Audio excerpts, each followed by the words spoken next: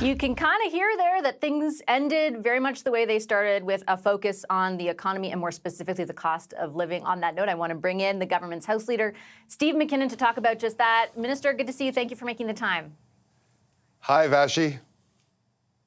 When we spoke at the beginning of January, when the sitting was just getting started, you insisted your government, I remember the words you used, was laser-like focused on improving the lives of Canadians and specifically on making their life more affordable. The 3 public opinion polls that came out this week very specifically show that few Canadians feel your government has actually done that. Why do you think you failed to convince them?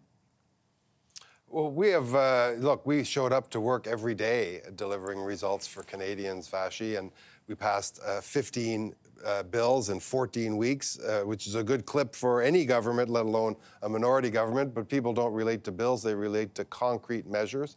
Those measures include a brand new dental care program, a brand new pharmacare program, supports for housing, school nutrition programs. These are things that are going to help Canadians every day. They're rolling out as we speak. And I know as Canadians gather over the summer, they're going to start doing the tally of these concrete measures. Also, some blue skies for the economy. We know that there are a lot of miles to go yet, but inflation coming down, interest rates first time cut. We've had a soft landing. Recessions were predicted. This government has helped navigate Canada into a soft landing. So look, there's real supports helping Canadians every day, now enshrined in law. There are some encouraging signs on the economic front. We're just going to keep showing up every day and working.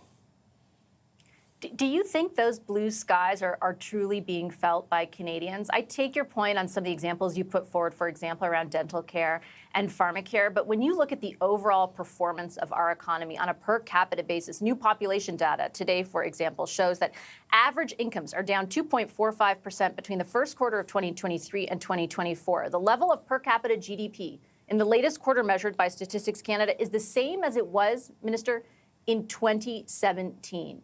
What responsibility does your government bear for that? And how will you improve the situation for Canadians? Because they simply don't believe at this point that you will. Well, in your first question, Vassy, we know that there are a lot of challenges. The pandemic, wars in Europe and the Middle East. There have been a lot of shocks to the system around the world. And I know governments around the world are feeling it, but more importantly, people at home are feeling those challenges, affordability challenges and concerns about all sorts of things. It's up to governments to work very hard to address those challenges. With respect to population data, migration is something that we are going to have to cope with. If you're following the British election, it's something they're coping with. If you're following the US election, the French election, migration from other countries is going to be something that countries, especially more prosperous, industrialized countries, deal with.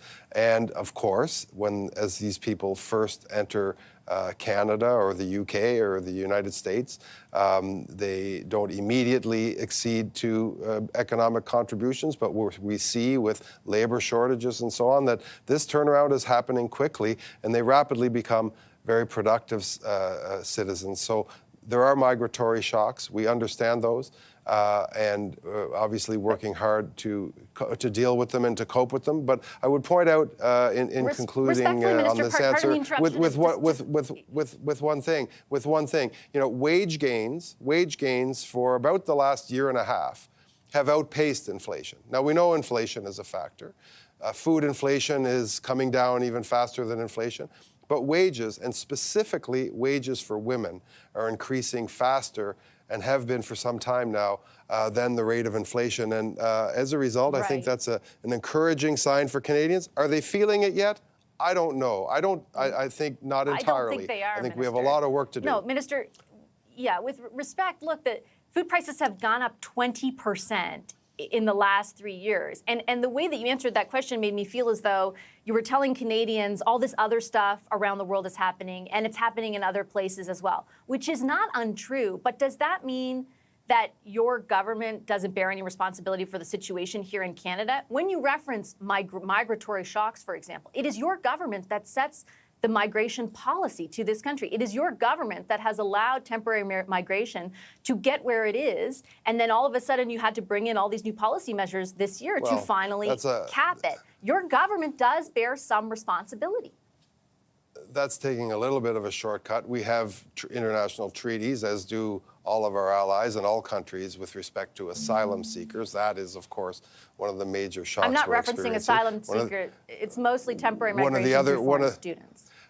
There indeed, we have, as you and I have discussed, curtailed the number of temporary residents in Canada, specifically students. We've imposed visa requirements on Mexico, for instance. We are taking action on a number of fronts, but we do continue to have labor shortages. There are hospitals near my riding that could not operate without immigrants helping to run those hospitals. The entire care economy, many of the corners of our agricultural sector, our food sector, require temporary foreign workers. So it is a very difficult mix. We're taking action to curtail a lot of it, but indeed there are migration flows, but there are also immigration requirements. Canada has needs. We want people here contributing to the economy, working hard, paying the bills, and contributing in all ways to our economy, putting food on the table, but also being very productive citizens. And certainly, Minister, I don't think questioning the level of immigration means that someone is saying immigration is bad or is not a part of the fabric of this country. So let me delineate very clearly. I was not speaking about a permanent immigration, the 500,000 immigrants that this country has seen come in over the last year. I'm speaking specifically of temporary migration. Statistics Canada also released new data on that today, saying that temporary residents now make up 6.8% of the population, up from 3.5% 2 years ago. I think it's fair to say if your government had introduced the policies you recently did earlier or had taken a closer look at those patterns, we might not be facing the housing crisis we are today.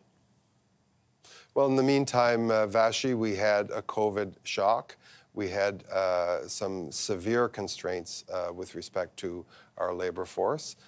We had, as we well know, in care homes and in other sectors of the economy, there were times, I will remind you, that, grain harvests, asparagus harvests in Quebec, fish plants were not able to operate during the COVID pandemic, and we had to take action on that front as well. But indeed, temporary immigration is just that, is temporary. The government's acting to curtail it as surgically as possible to keep those who are required to stay and contribute to the economy, but trim some of the excess, like students, make some additional and more stringent visa requirements a reality. But all of this, Vassy, of course, is something that we need to discuss in the context of an economy that is not growing yet quickly enough, but has avoided a recession after that intense shock of COVID, after supply shocks of wars elsewhere in the world, of supply shocks of tariffs and so on with China, and trade wars going on all around the world. The world is in a level of upheaval, and Canada has coped with it very well. Canada and Canadians are feeling the after effects of this. We know that. We talk to them every day. That's why we're putting in place some of the things I mentioned off of the top of this interview. But Canada, as a general rule, has come through this as well as any country, certainly in the G7 can, and retains the best fiscal situation in the G7. It's important that we point this out, all the while recognizing that there's a lot of work yet to do, a lot of kilometers and miles to go. I just have 30 seconds left, Minister, and I would counter the points that are very fair that you just put out by saying that, according to the OECD, Canada also has had the slowest GDP per capita growth in the G7 since 2015. If, in fact, the disconnect still exists between the larger macroeconomic picture you're painting and the feeling of Canadians that life is unbearably unaffordable when the House comes back in September, are you prepared to put more on the table to address that? Well, we're not going to preview the fall yet, but I will absolutely say that we will continue to be focused on affordability and continue to be focused on putting in place things that help Canadians every day. And the dental care program will continue to roll out. The pharmacare program will continue to be developed. We'll be working with provinces on things like school nutrition. These are things, childcare, couples that are watching us. There are couples in this country, Vassy, that are saving hundreds, even thousands of dollars a month on childcare as a direct result of the agreements that we've put in place with provinces to roll out $10 a day childcare right across the country. And so, these things we know will have an impact. We know also it takes some time to digest some of these big changes, but we're very proud of the work that we've done. And we know when Canadians turn to tallying up and assessing the various positions of the parties, Pierre Poilievre wants to cut all of that. He wants to take it all away. He's not telling you that. He talks in these slogans.